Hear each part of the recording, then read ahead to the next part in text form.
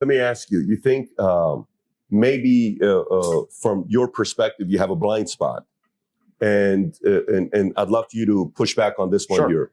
The blind spot is, the only life you've ever lived is the life of a alpha raised by an alpha who raised two boys who are alphas, who the way you describe your father was a guy that pushed you guys, challenged you guys. He brought you guys together to back each other up. And all you know is I can fight, I can play chess, I can outthink you, I can get out of things.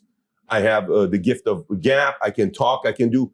So that's the only lens you have where, if we were living in times, biblical times, a guy like you would probably end up being the emperor. A guy like you who can do all of those things, you're probably going to make it to the top. Correct. But they created laws and orders for guys like you to not bully the little guy, to protect the little guy. That's how they came up with the gum to call it the great equalizer, where naturally you're supposed to gravitate to the top. Yep. Naturally. Agreed. Because of all those things you bring to the table.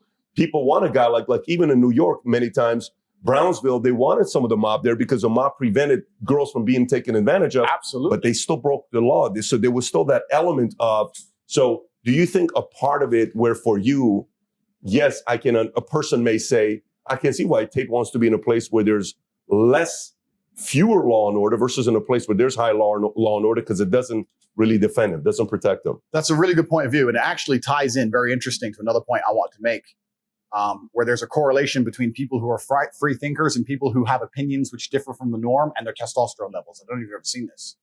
But the higher your testosterone level, the more likely you are to stand up and say something that the group doesn't agree with. The basic premise behind it biologically is you're more prepared to defend your idea. If you stand up against 5 men and say, you're wrong, I believe this, at some point, and especially in history, that can become violent. So if you don't have the capability or at least the bravery to stand up and face the possibility of violence, you're more likely to just comply with the group thing. So they've done a whole bunch of studies that proves somebody who is combative, not in a negative way, but combative as a whole in regards to not physically afraid of having a confrontation, let's say, is more likely to have an independent idea as opposed to somebody who is the complete opposite. They're just pure groupthink because fish swim in schools, right? That's how they protect themselves. So it's an interesting point you have there. And also that can be extrapolated if you look at the political parties of the world or you look at the different ideas, etc. You can usually look at someone and kind of see their politics. Sometimes you can look at them and go, yeah, I get it. Right. So there's a lot. Biology is a huge part to play with it. And yeah, I agree with you. And you're totally right. My view, like every other person's view on earth, is bias. And I have a large degree of individualism and a large degree of I can fix this myself or I'll be okay by myself. And that's how I was raised. And it's also my genetic makeup. And you're right. I completely agree with you. And I understand that. And that's why each to their own. I'm not saying everybody should decide to go move to Serbia because you're right. There's mobsters in Serbia that will take advantage of a whole bunch of people completely. But for myself and my own personal chessboard, that's how I've set up life. And that's why the students who follow me and the kids I talk to, I say, listen, life is extremely difficult as a man. It's very fucking hard. There is no way I can tell you to win unless you're a top tier man. I can't sit here and give you a cheat code that allows you to stay a loser and win. I can only tell you what I've done. I became extremely wealthy. I became extremely capable. I became extremely smart. I developed a vast network of individuals that nobody wants to mess with. And I set up a life that makes me difficult to damage. That's what I did. You're saying, how can I comply, and stay weak and stay stupid and be safe from tyranny? And I say to you, you can't do that. That's why I teach the tenets I teach. And that's also why I think they find me so threatening, because I'm teaching people to do exactly that. I say, listen, there's no strength of mind or strength of opinion without strength of body. First thing you need to do is go train. Don't care what you think. Don't care what you think. Too small. First thing you need to do is go train. That's number one. If you think 2 + 2 is 4, and I think 2 + 2 is 5, and we're going to argue this to the end, it's going to be 5. So you better go do something. Newsflash. 2 + 2 is 5 now. That's the reality, but that's the reality of Earth, right?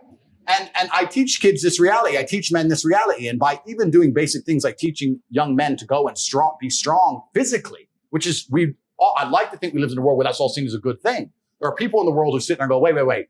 Making them physically stronger is going to affect our ability to change the narrative in their minds in real time with our matrix programming. That is negative. Do you think there's wisdom in not saying everything you're thinking about? So for example, Logan's going to have a big following that's going to say, well, he's wiser than you, Tate, because look at you now. You got banned and he's not.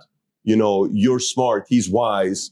He knew what his limits are because he knows at what levels somebody is above him and he Right. knows how to handle that versus you know, you can't control your thoughts and you say whatever that's on your mind. That's what got you in trouble. Hence, Logan is wiser than Tate. Interesting point. And I would actually agree with that point because as much as people think I'm speaking my mind, trust me, it's just 20% of the things I think. There are limits to the world. And there's times to say them. There's times not to say them. However, I feel a duty that Logan doesn't feel. And the duty is to my children's children. And I believe certain things need to be said. And it goes beyond just trying to keep my YouTube channel. I have a duty. I have a sense of duty, which is he doesn't feel. He doesn't care. He will say anything that's said and he will allow anyone to get banned. He doesn't give a fuck as long as he gets to continue on his channel. Please don't delete my channel. I need to be a clown on this channel. That's all he cares about. I care about the world as a whole. I don't give a fuck. I don't care if they delete me for everywhere. I don't care if I go missing from all of social media forever. I don't care. I have money. I'm fine. I'll go to the mountains. I'll take my car. I'll chill. I have a good life. It doesn't matter to me, right? We have different objectives. So yeah, if my objective was primarily number one concern, keep YouTube, then of course I'd talk differently. But that was never my objective. So people will argue he's smarter. I would just argue he has far less important intentions. And I'll argue that he has less moral character and he's quicker to sell out.